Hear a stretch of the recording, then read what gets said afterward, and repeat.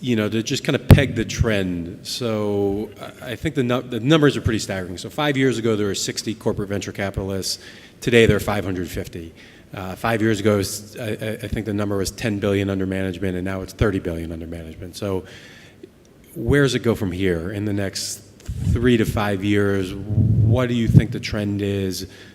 More players enter if we have a little turn in the market, does it reset, or how do you see this trend continuing over the next couple of years?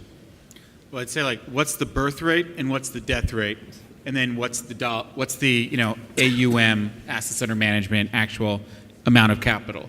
I think that the death rate will continue, that people tend to get a job at a CVC being paid a salary, and their bonus is tied to the performance of the corporate. And they see a guy like me investing with them and getting paid, 2% management fee and 20% carry of the profit, and they want to leave that corporate. So the team, when we're talking about how to structure it, is pay market rates of some kind, or else the team will leave. The longer someone stays at the CVC, the less talented they are.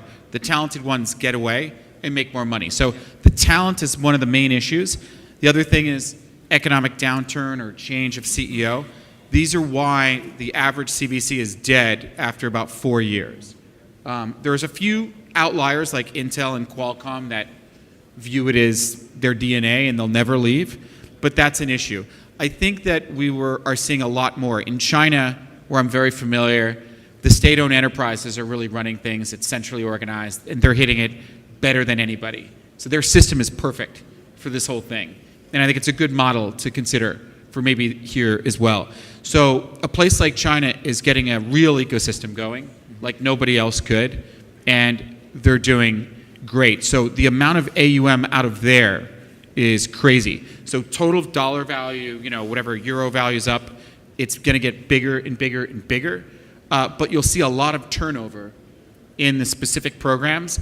And if you watch the individual people, unless they're getting paid, they don't stay.